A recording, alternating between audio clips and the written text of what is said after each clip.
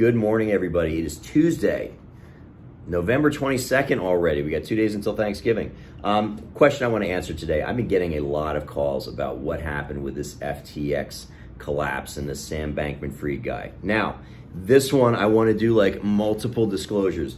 We don't play in crypto. We don't invest in crypto. My broker-dealer and RIA, Raymond James, very wisely has stayed out of doing anything regarding crypto. We view it as the Wild West.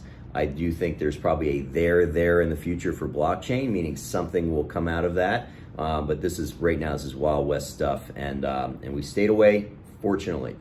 But what's going on with FTX? Basically, what you had is this: FTX. There's two players here. Okay, so the Sam Bankman-Fried guy, he started Alameda Research, I believe, in 2017. It was essentially a trading firm. They were making direct investments in DevFi projects. I think they had 185 total investments. He started that.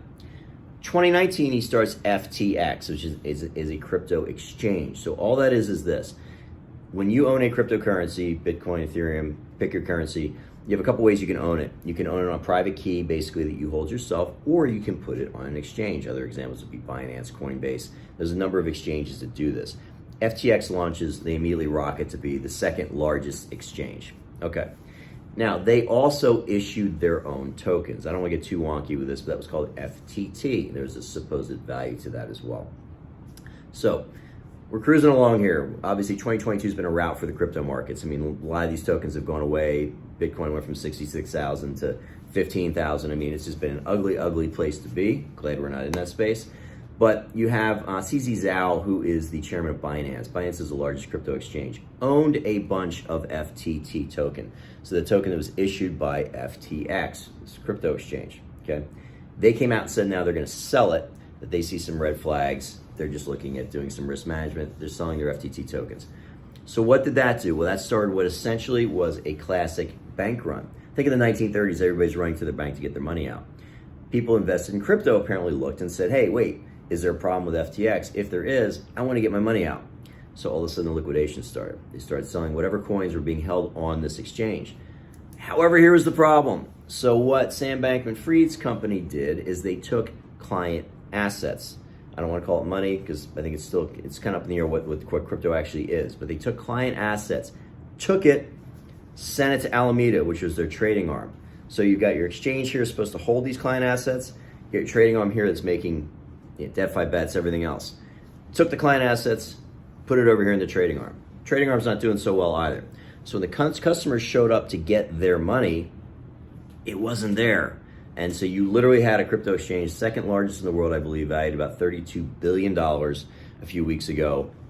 Money's not there, or assets aren't there, again, whatever you want to call it, money, tokens, assets, whatever, gone. So these people are left holding the bag, and it's very tragic. You know, I think there was 1 million investors, 1 million different investors, people invested in that obviously had a belief in what they were buying. Very tragic that their money apparently is gone. Now, obviously, it's a classic bank run. Took money that didn't belong to them. They speculated with it. This is something that was solved in the 1930s, you know, from most of the financial institutions anyway. But took money that did not belong to them. They speculated with it. Customers ultimately went back to get their money. The money was gone. Now, obviously, this one's been really high profile because you had a lot of politicians involved. Sam Bankman-Fried was the second largest donor in the midterm elections next to George Soros. You had celebrities involved. We're talking Giselle, Tom Brady. You've got Mr. Wonderful, you know, from Shark Tank. Kevin O'Leary's involved in this thing. So there's politicians and celebrities been involved in this that are obviously got the spotlight on them as well. Apparently, even Michael Lewis, who wrote The Big Short, Liar's Poker, and the Flash Boys, you know, a number of really fantastic books. For the last 6 months, apparently, he's been starting a book on this, so even he apparently saw something in this. Can't wait to read that when it comes out. But at the bottom of this thing, this is a classic bank run. The clients expected their money to be sitting on that FTX exchange, or their tokens, or their crypto, or whatever you want to call it. When they went to get it, it wasn't there because Sam Bankman-Fried took it and speculated with it. At its bottom, that's what this thing is. So if you have any questions, again, you know, the crypto is a space we don't play around in, but I read about it a lot, watch it, because I think it's very fascinating. I think the blockchain technology that all this stuff rides on will be something that will dramatically change a lot of businesses in the future. But fortunately, it's an area where we have stayed out of, and just wanted to share with you what my thoughts were on this debacle. I love talking about this stuff.